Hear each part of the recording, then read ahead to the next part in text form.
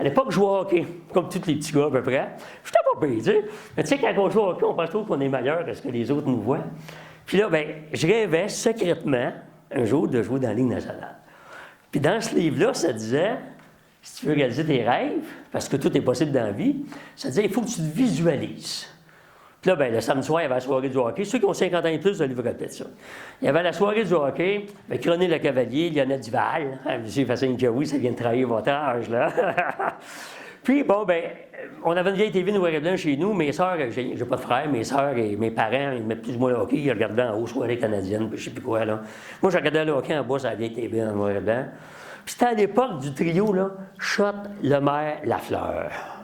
Tu sais, les belles années où on gagnait des coupes Stanley après l'autre, là. Puis là, le livre, ça disait, il faut se visualiser. Puis là, à chaque fois que Guy Lafleur scorait un but, rappelez-vous, dans le forum, qu'est-ce que ça faisait dans le forum quand Guy Lafleur scorait un but? Guy. Puis je m'appelle Guy. Je me fermais les deux yeux dans la cave tout seul. J'entendais Guy. Puis là, je me visualisais pas à peu près. Là, je disais, un jour, ça va être mon tour, puis ils vont crier après moi comme ça dans le forum, puis ça va être extraordinaire. Ouais, c'est ça. C'est pas arrivé. Mais c'est drôle la vie. Parce que des fois, dans certaines conférences, quand le monde est bien smart avec moi, devinez ce que j'entends à la fin. À la fin, OK? Qu'est-ce qui fait qu'il y en a qui réussissent? Peu importe le domaine. Il y en a qui réussissent moins, il y en a qui réussissent beaucoup, puis d'autres un petit peu, puis d'autres à court terme. Je ne sais pas si vous avez déjà interrogé par ça. Comment ça se fait qu'il y en a que ça marche, puis d'autres, ça marche moins? C'est une question de hasard. C'est-tu le territoire que tu es, en bonne place, l'éducation que tu as eue, l'âge que tu as? Souvent, je me suis fait dire ça, moi, souvent. Ouais, mais toi, Guy, les conférences, tu as commencé dans le bon temps. Parce que dans le temps, tu as peut-être 10 conférenciers, puis 30 ans. Aujourd'hui, tu tapes conférencier dans Google, il en sort 1000. Le succès passe toujours par l'être humain. Hein? Quand on dit attitude, c'est que c'est la manière que tu penses et que tu agis qui fait la différence. Votre succès futur, pas le passé. Le futur ne réside pas uniquement dans ce que vous faites, mais dans l'attitude et la confiance. Tout est une question de confiance. C'est super fondamental, on les a tous. Puis évidemment, on les a en naissance, puis on va essayer de les contrôler toute notre vie. Des fois, c'est pas évident.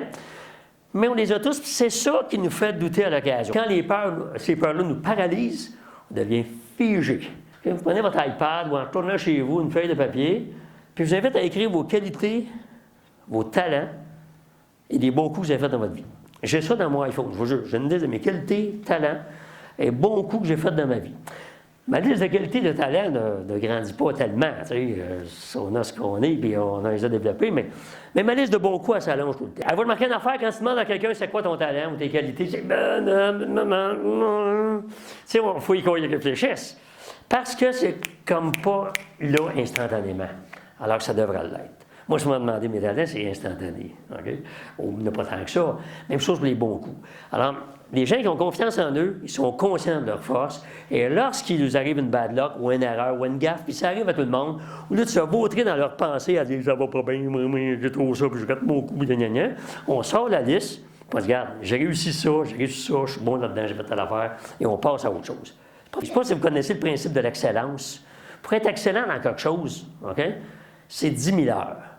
C'est 10 000 heures de quelque chose. Mais toi, tu vas jouer au golf, tu pratiques au golf, 10 000 heures de golf, ça devient excellent. À 20 000 heures, ça devient extraordinairement bon. Mais 10 000 heures, c'est 5 ans, là. À temps plein, 40 heures semaine, 50 semaines, c'est 5 ans. Prends 10 000 heures pour être un excellent courtier. Mais pour être un courtier extraordinaire, c'est 10 ans, là. Vrai?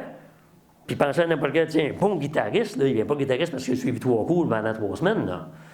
C'est quand le prochain défi personnel que tu vas te fixer? Sauter en parachute cet été? Ou faire un demi-marathon? M'en fous, c'est quoi?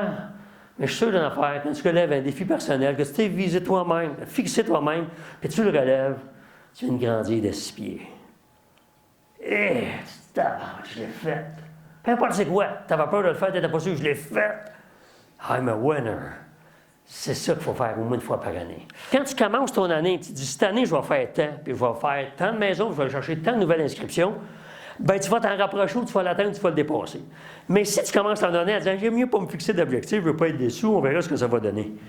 Mes vendeurs qui me disaient dans le temps, quand je leur disais, comment tu vas faire ton prochain trimestre? Le plus possible, boss, le plus possible. Le plus possible, c'est de la chenoute. Commence par écrire quelque chose. Oui, mais d'un coup, je suis déçu. Je t'explique de quoi. Quand tu n'écris rien, tu ne sais pas ce que tu vas atteindre, c'est là que tu vas être déçu. Quand tu écris quelque chose, tu vas l'atteindre ou t'en rapprocher beaucoup, puis c'est là que tu vas être content. Donc, c'est en écrivant, puis là, écris sur ton iPad, sur le frigidaire, n'importe où dans ton char. Moi, j'ai roulé longtemps, là, mes premières années de conférencier. OK, j'avais une Volkswagen Jetta. Après ça, Passat. Une Volkswagen Passat. Il y avait le logo de Volkswagen sur le volant. J'avais 30 ans, 31 ans. Un jour, je vais avoir une Mercedes. Un jour, je vais avoir une Mercedes. Là, ça disait de visualiser là, dans les livres. Là, je pourrais bien faire ça. Alors, je suis allé me l'essayer, mais j'étais trop jeune, il n'y a pas d'argent. Ce gars-là est arrivé avec un Passat. Je suis allé me chercher un dépliant, il n'y avait pas Internet, un dépliant de Mercedes. J'ai découpé le logo Mercedes. Connaissez-vous le logo Mercedes? Une étoile à 3 branches. Je l'ai collé sur mon steering de Volkswagen. Je vous jure, j'ai collé mon logo de Mercedes, steering de Mercedes. Sur le steering de Volkswagen. Puis là, ça a pris une couple d'années, parce qu'après le Passat, j'ai eu un Acura. Et après, j'ai eu une Mercedes. Puis une deuxième. Une troisième. Puis après ça, une de mes collègues, j'ai écrit des livres sur l'alimentation avec Isabelle Huot et José Lavigueur. Vous les connaissez, de nom. Puis Isabelle, à un moment donné, elle voulait un Porsche. Elle venait s'acheter une Porsche. Elle me demande, on attendait pour faire une conférence, elle me dit comment ça s'appelle, Porsche? Je m'étais vraiment intéressé à ça. Elle dit P-O-R-C-H-E. Elle dit non. Comment ça s'appelle? P-O-R-S-C-H-E. Je me rappelle, on est dans le lobby de Provigo, là, on travaille de faire notre conférence. Puis elle me dit ceux qui ne savent pas l'appeler n'auront jamais. Oh, tabaslac! Tu dis pas ça à Guy Bourgeois. 2 Porsche après. OK? Tais-toi! C'est quoi tes objectifs? Vise de quoi? Tu vas avoir du fun. Quand tu vises plus rien, puis c'est vrai pour le couple aussi, ça fait 40 ans que je me dis avec la même. On se vise des objectifs à chaque année, là. Sinon, c'est plate. Quand tu es en action pour moi, c'est faire des choses qui nous font peur. Faire des choses qu'on n'est pas à l'aise de faire. Quand tu es en action, ta motivation monte dans le plancher, dans le tapis. Quand tu n'es pas en action, puis tu attends que le téléphone sonne, tu attends que les acheteurs arrivent, tu attends, oh non, j'ai pas le goût, ta motivation baisse. Quand tu es en action, ça marche. Il faut être différent des autres. Sortir des sentiers battus, faites ce que la majorité ne font pas. Ceux qui réussissent font toujours ce qu'une minorité font. Je ne sais pas quoi, je ne sais pas que ça résonne dans votre tête. Mais c'était comme tout le monde, c'est tout comme tout le monde. Je ne parle pas de vous des pratiques d'affaires. Je parle dans la qualité de travail, dans ce que vous faites. Faites ce que d'autres ne font pas. Différemment. Le succès, c'est un voyage extraordinaire. Ce n'est pas une destination, c'est un voyage. On vous l'a déjà dit, ça. Êtes-vous prêt? Ce que j'ai dit, il n'y a rien de magique, vous n'avez rien appris. Tu as juste à le faire. On le remet sur le dessus de la pile, puis go. Puis do it now. Alors, merci beaucoup à vous tous. Au plaisir de vous revoir. Hey, on a gay, wow!